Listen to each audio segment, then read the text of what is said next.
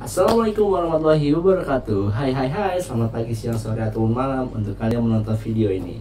Selamat datang di kelas Padika Dagu.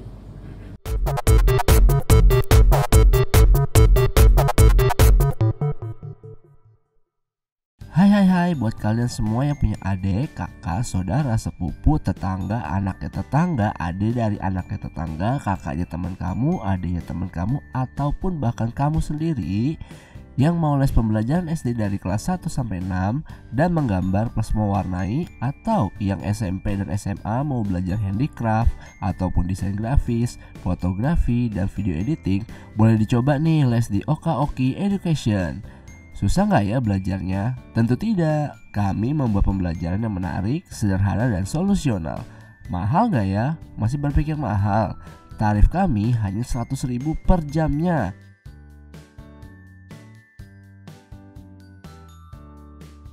Masih ragu? Silakan hubungi langsung di nomor yang tertera di poster awal ya. Terima kasih. Oka Oki Education, pembelajaran privat menarik, sederhana, dan solusional.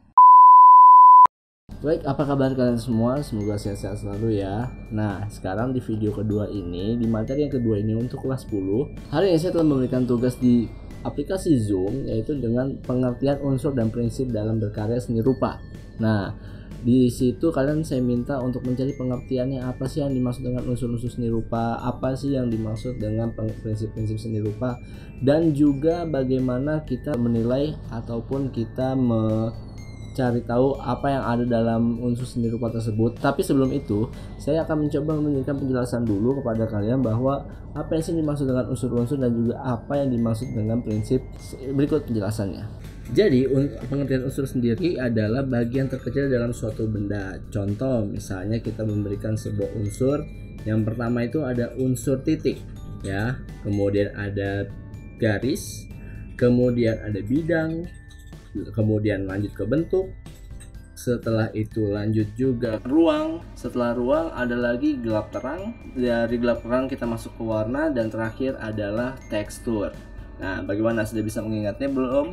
Sepertinya belum. Nah, saya coba memberikan rincian dan saya mencoba memberikan hal simpel untuk mengingat unsur-unsur dalam seni rupa. Yang pertama, kita ingat lagi, yang pertama adalah titik. Oke, titik itu adalah bagian terkecil dari sebuah unsur. Kita kaitkan bagaimana menjadi sebuah garis. Titik itu satu.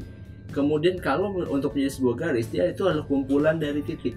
Oke, kita bayangkan kumpulan dari titik menjadi sebuah garis. Garis disatukan menjadi sebuah bidang.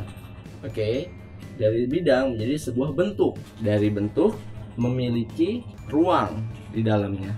Pastinya dalam satu ruangan ada gelap dan juga ada terang. Gelap terang termasuk unsur warna. Nah, sebuah warna atau kumpulan dari beberapa warna bisa menjadi sebuah tekstur. Itu bagaimana kalian mengingatnya. Boleh juga kok kalau misalnya kalian mau menyingkatnya. Saya punya singkatan 3B band Rugel Wartex. Bisa diulang, 3B band Rugel Wartex. Jadi kita cuma perlu T titik, G garis, B bidang, band bentuk, ruang, gelap terang, warna, tekstur. Jadi kalau kalian mau menyingkatnya 3B band Rugel Wartex, sudah kejawab 8 unsur dalam karya seni rupa itu. Berikutnya adalah kita masuk ke prinsip. Prinsip dalam seni rupa dibagi menjadi 8 juga. Ya, yang pertama ada namanya kesatuan. Kesatuan adalah prinsip yang menunjang bagaimana satu unsur dengan unsur lainnya saling berpadu dengan harmonis dalam menciptakan sebuah komposisi seni rupa yang indah dan juga menarik mata.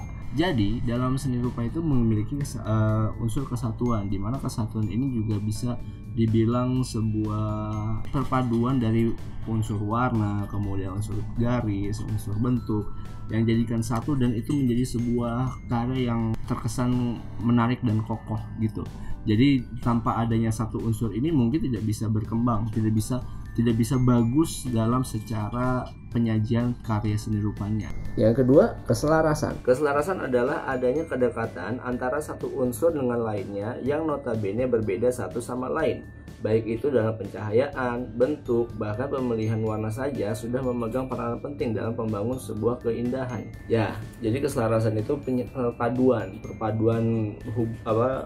unsur A dengan B itu selaras atau tidaknya, sama atau tidaknya. Terkadang ada juga yang unsur A terlalu mencolok, unsur B-nya terlalu lemah, sehingga tidak menjadi satu kesatuan yang bagus. Jadi tidak selaras gitu. Yang ketiga, penekanan. Penekanan adalah prinsip yang menjadi dasar dari kesan perbedaan dua buah unsur yang memiliki sifat saling berlawanan dan juga yang saling berdekatan. Nah, kontras ini misalnya gini, kita memakai baju warna hitam. Nah, kemudian sepatu kita hitam, tapi celana kita putih, itu sangat kontras sekali. Atau bisa juga misalnya kita menggunakan jaket warna kuning, kemudian baju dalam kita warna hitam, celana kita hitam, sepatu kita hitam, kacamata hitam, dan topi hitam. Nah, warna kuning itu yang menjadi sebuah kontras, penekanan, adanya penekanan. Yang keempat, irama. Irama adalah sebuah prinsip yang mengambil tempat sebagai dasar atas pengulangan satu atau mungkin lebih unsur dengan cara yang teratur. Jadi maksudnya adalah kita biasa membuat sebuah gambar ataupun sebuah karya ataupun sebuah patung ataupun apapun itu, ketika di situ ada unsur pengulangan. Contoh misalnya kita membuat sebuah gambar pegunungan. Nah, biasanya kalian menggambar sebuah pegunungan ya. Nah, di pegunungan itu ternyata banyak sawah, bentuk-bentuk sawah ya. Itu adalah sebuah irama, sebuah pengulangan. Tapi yang dimaksud irama di sini adalah kalian saat membuat karya ada pengulangan yang terjadi, contoh dari tekstur warnanya, bisa juga dari pengulangan bentuk garisnya, bisa juga dari bentuk geometrisnya, atau juga bentuk tumbuhan atau hewannya, itu bisa terjadi situ. Dan biasanya juga bisa menggunakan unsur-unsur warna ataupun juga bentuk dari beberapa unsur dalam seni rupa. Yang kelima, gradasi. Gradasi adalah sebuah susunan warna yang berdasar pada beberapa tingkatan khusus dalam sebuah karya seni. Jadi kalau gradasi itu perpindahan warna. Lebih simpelnya adalah perpindahan warna dari perubahan warna gelap menuju terang, ataupun dari warna kontras menuju warna soft, atau juga bisa dari perubahan warna yang mencolok menjadi yang sangat lembut atau soft tadi. Dan bisa juga dikategorikan seperti ini. Biasanya gradasi ini ditimbulkan pada unsur gambar bentuk ataupun gambar hewan, yang ketika mereka membuat sebuah cahaya ataupun datangnya sebuah gambar yang kita lihat ada cahayanya, pasti akan lebih terang.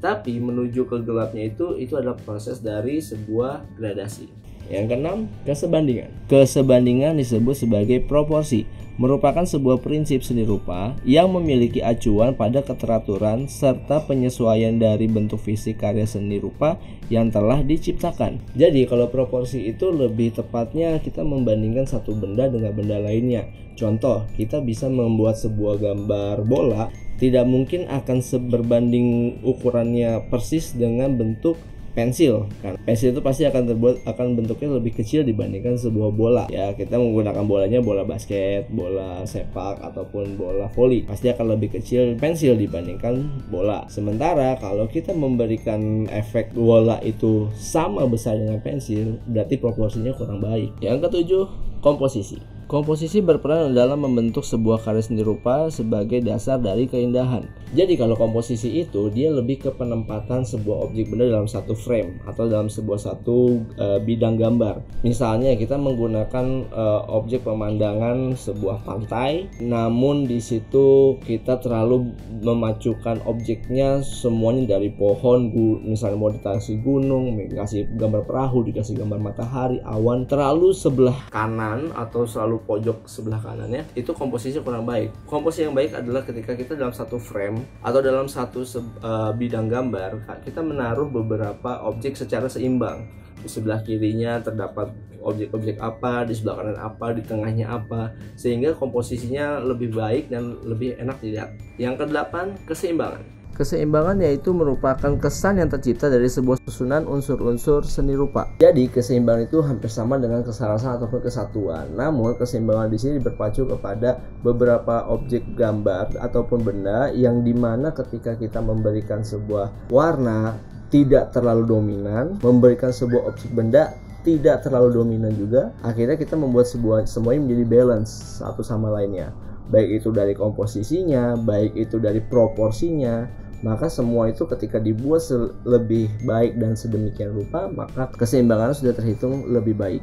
Baik, ada yang sudah mengerti atau mungkin masih ada yang bingung? Coba diulang lagi videonya, mungkin kalian bisa mengerti perlahan-lahan. Oke, setelah nonton video ini kalian mendapat tugas lagi nih ya. Jadi kalian diminta untuk membuat sebuah gambar, ataupun boleh kalian mengkreasikan unsur-unsur seni rupa yang sudah kita tadi pelajari, baik itu dari titik, garis, bidang, bentuk, dan lain sebagainya. Boleh kalian buat kreasikan dengan ide kamu atau konsep ide kamu bahwa saya mau memadukan beberapa unsurnya menjadi sebuah objek gambar atau sebuah objek lukisan ataupun mau sketsa, terserah ya. Yang penting kalian kreasikan diri kalian sendiri dengan pemikiran kalian dan ide kalian, mau disampaikan dalam bentuk apa dan bagaimana cara bentuknya. Setelah tugas selesai, kalian foto gambar kalian. Setelah itu kalian kirimkan ke grup Google Classroom. Baik, itu saja tadi video dari saya. Apabila masih kurang paham, bisa kalian tanyakan di kolom komentar. Jangan lupa kalian like, share, komen, dan subscribe channel dan video ini. Jangan lupa nyalakan lonceng notifikasi untuk mendapatkan info terbaru dari video pembelajaran ataupun konten lainnya yang paling baru. Terima kasih, sampai ketemu di video berikutnya. Stay healthy, always grateful, and be happy. Wassalamualaikum warahmatullahi wabarakatuh.